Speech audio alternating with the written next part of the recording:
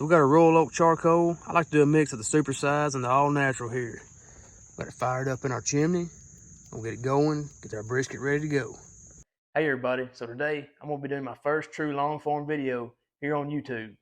And to start off, we're gonna cook up a brisket. I've had a lot of requests for this, so I'm gonna show you how I do it.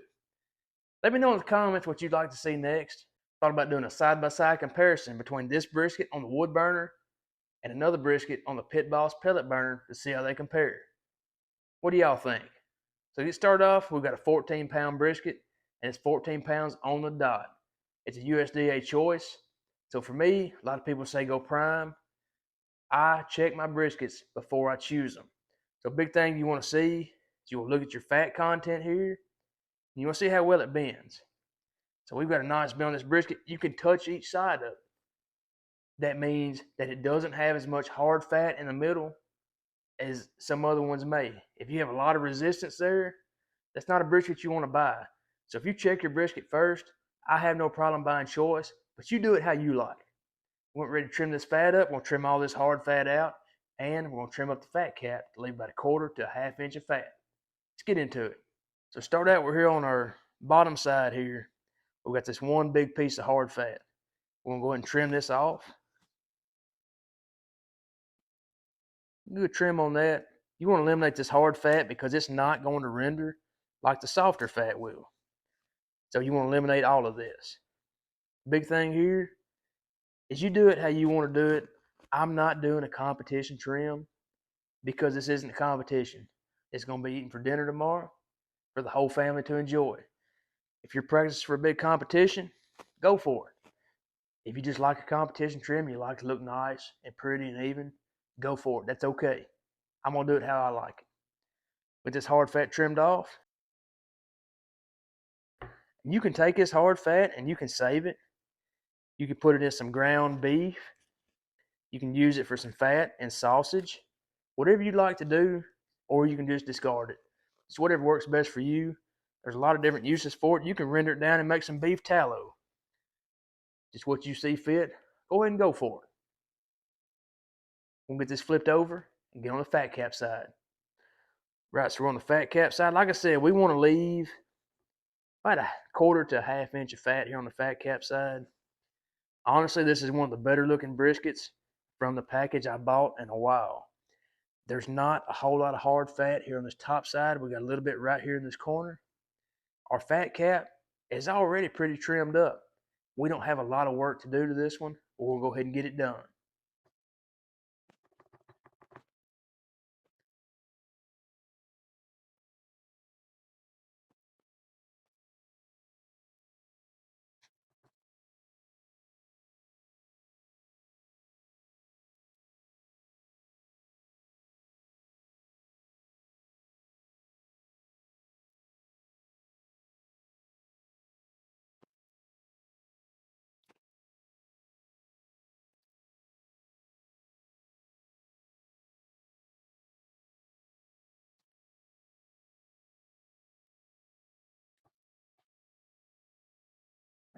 We got our brisket trimmed up, or the fat trimmed off of it anyway. I'm going to put this in a full pan.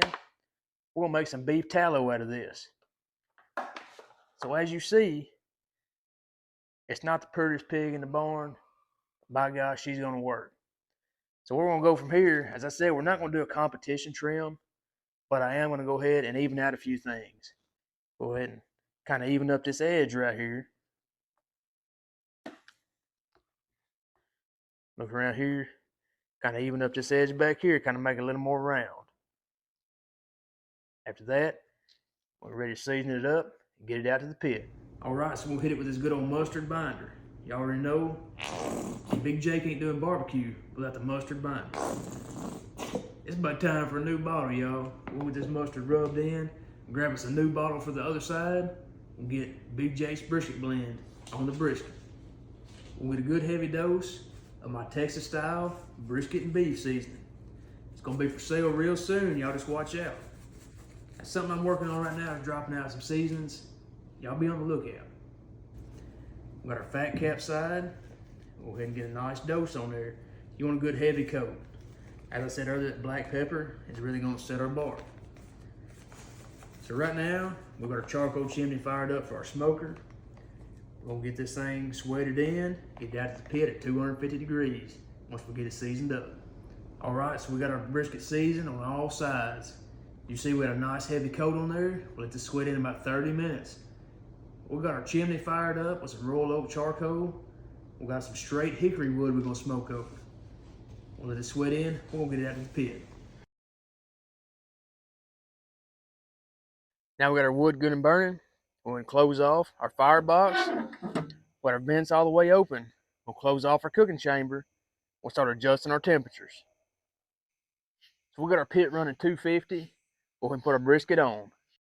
We'll take our point and we'll put it toward the firebox or flat away from the firebox for heat distribution.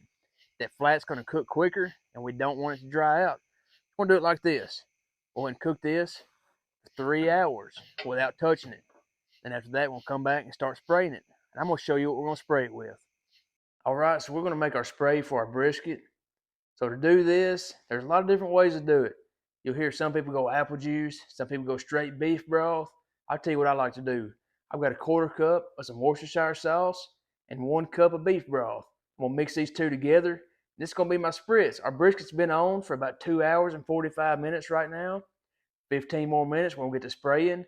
I want to spray every hour until our brisket's at 165 and we got that bark good and established. So we've had our brisket on for 3 hours now. I go the first 3 hours completely untouched. You see our black pepper getting nice and cooked in there. Our bark's getting nice and incorporated. We've got a spray bottle with our Worcestershire sauce and beef broth. We'll get a good spray on there, get that bark good and moisturized. Once that bark's good and moisturized, we'll close it off. We'll come back, spray in 1 hour. Right, so we've had our brisket on about 5 hours. We see our bark's starting to get nice and established. Keep spraying with that beef broth mixture. Get it nice and incorporated. Gonna let it cook for another hour. Come back, spray again.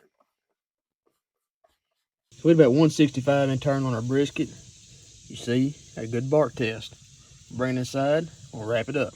All right, so our brisket's hit about 165. You see, we passed the bark test.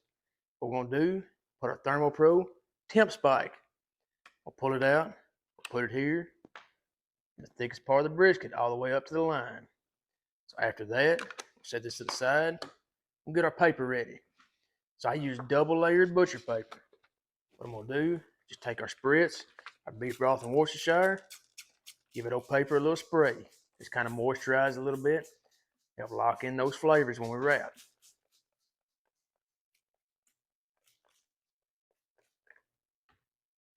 Right, so after that, we'll take our brisket, we'll move it over to our paper. Just like that. Now let's go ahead and wrap this brisket up. What you're gonna do is you get a couple good folds on that double layered paper.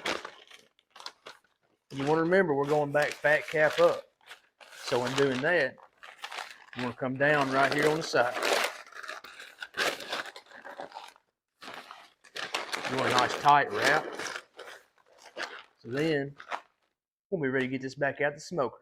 We're gonna get this back out the smoker at 250 degrees still.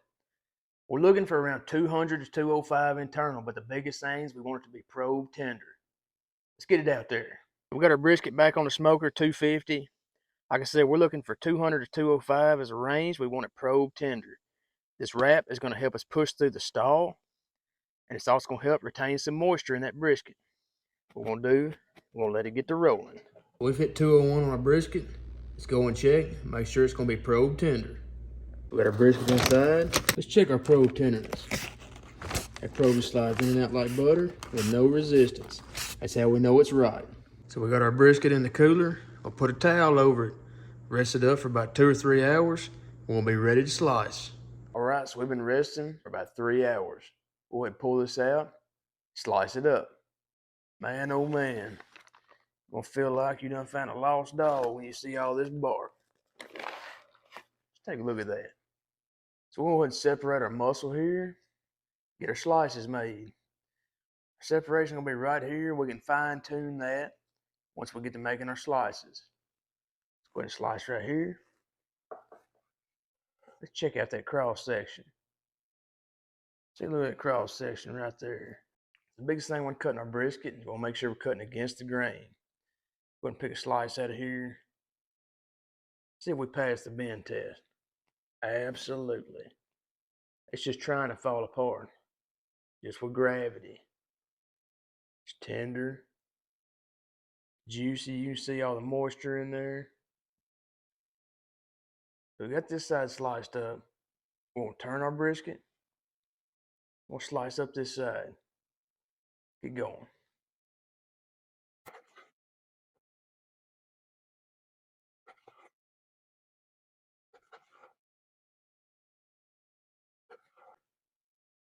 And we're cutting thick slices on this side. Personally, how I like it. Thicker the better.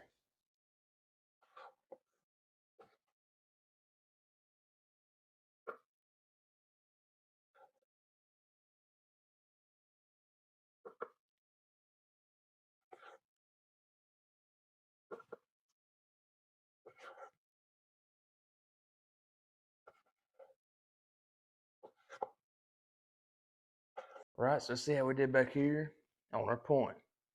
Grab a piece here out of the middle. And that's a thick piece. Tell you what, it just doesn't get any better than that. Look at that. And when it comes to brisket, it doesn't have to be hard. All you gotta do is go for it. You see, we got a brisket here sliced up. Is how I like to serve it. I like to serve it just like this. There's so many other dishes I like to make with it too. But for now, I'm gonna take a piece of this lean flat. Take a piece of this fatty point. It's going for that bite.